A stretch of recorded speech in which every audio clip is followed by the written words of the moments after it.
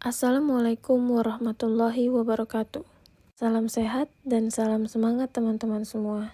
Perkenalkan, saya Serelia Marcela Wanhar, peserta Latsar CPNS Golongan 2, Angkatan 8, Kelompok 2, Mahkamah Agung Republik Indonesia bekerja sama dengan Kementerian Perhubungan tahun 2022. Agenda 2. Agenda 2. Membuat video membahas core value berakhlak dan 7 tokoh teladan. Apa itu berakhlak?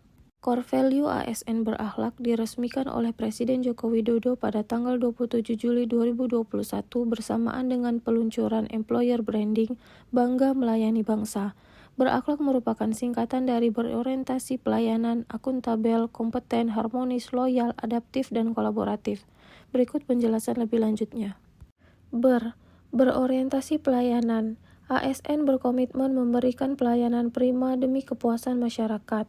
Panduan perilaku atau kode etik sebagai berikut. Yang pertama, memahami dan memenuhi kebutuhan masyarakat. Yang kedua, ramah, cekatan, solutif, dan dapat diandalkan. Dan yang ketiga, melakukan perbaikan tiada henti.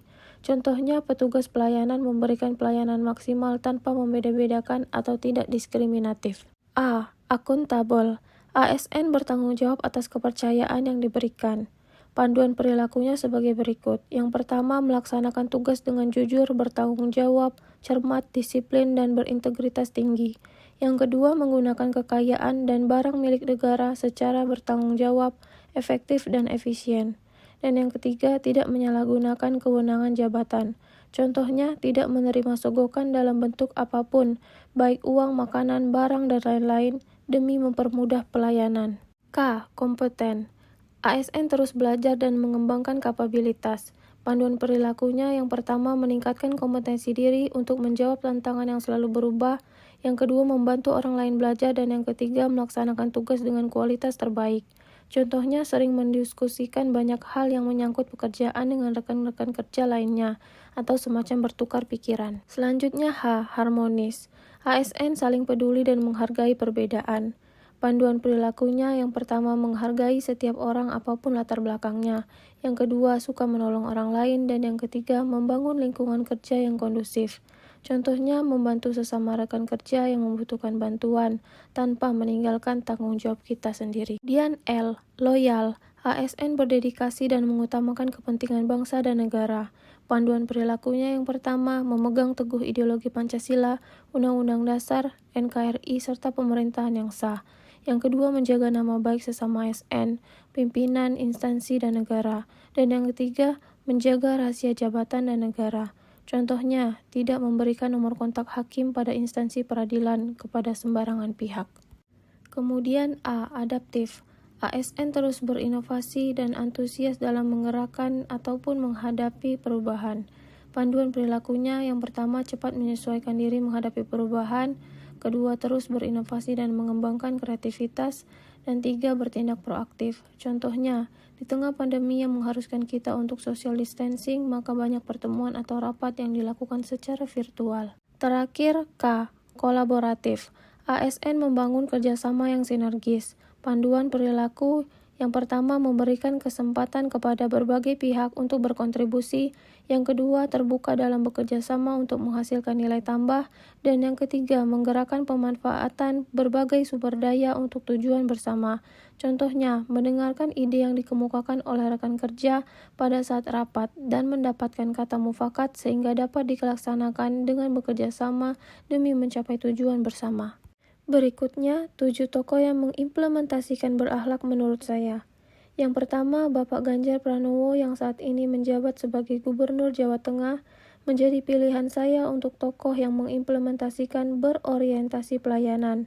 Dapat dilihat dari prestasinya selama memimpin Jawa Tengah, yakni tata birokrasi agar layanan cepat, mudah, dan murah bagi masyarakat. Tokoh yang mencerminkan sifat akuntabel menurut saya yaitu Bapak Muhammad Hatta yang merupakan seorang negarawan dan ekonom Indonesia yang menjabat sebagai Wakil Presiden Indonesia pertama. Bapak Muhammad Hatta terkenal sebagai tokoh yang berintegritas tinggi, yaitu dapat dilihat dari berbagai aspek seperti kejujuran, amanah, moralitas, dan kesederhanaan. Sedangkan tokoh yang mencerminkan sifat kompeten menurut saya adalah Bapak Anies Baswedan yang merupakan Gubernur Daerah Khusus Ibu Kota Jakarta. Pengetahuan, pengalaman, dan jiwa kepemimpinan yang sudah tertanam sejak di bangku kuliah mampu membuatnya menjadi pemimpin yang dapat menggerakkan dan mengayomi. Untuk tokoh yang mencerminkan nilai harmonisasi menurut saya ialah Gracia Poli dan Apriani Rahayu, merupakan tokoh yang tidak diragukan lagi keharmonisannya. Terbukti pada 2019 mereka mampu menjadi juara di SEA Games 2019 Filipina dan berhasil mempertahankan gelar juara India Open 2019. Bahkan di 2020 mereka menjadi juara Spain Masters, Indonesia Masters, hingga puncaknya mereka menjuarai Olimpiade Tokyo 2020. Dan untuk tokoh yang mencerminkan nilai loyal menurut saya ialah Bapak Ridwan Kamil. Pada salah satu pidato arahan, Bapak Ridwan Kamil mengatakan, hanya dua yang saya tuntut, yakni loyalitas dan kinerja, tidak ada yang ketiga. Mari kita hadirkan kinerja dan loyalitas yang bagus untuk keberhasilan pembangunan bangsa Indonesia. Najwa Shihab menjadi pilihan saya untuk mencerminkan tokoh yang adaptif. Najwa Shihab merupakan sosok wanita tegas yang terkenal kerap melontarkan pertanyaan kritis di layar kaca. Tak cuma di televisi, Mbak Nana terus menyalurkan ide dan semangatnya melalui YouTube. Dia mengembangkan akun narasi TV dan tetap berkarya lewat platform tersebut. Dan yang terakhir, untuk tokoh kolaboratif, menurut saya ialah Bapak B.J. Habibie. Sejak dikembangkan pada 1976, industri pesawat terbang Nurtanio di bawah pimpinan Bapak B.J. Habibie bekerja sama dengan perusahaan industri pesawat terbang MBB dari Jerman dan CASA dari Spanyol. Hasil kerjasama tersebut adalah lisensi pembuatan helikopter NBO 105 dan pesawat CN235. Sekian dan terima kasih.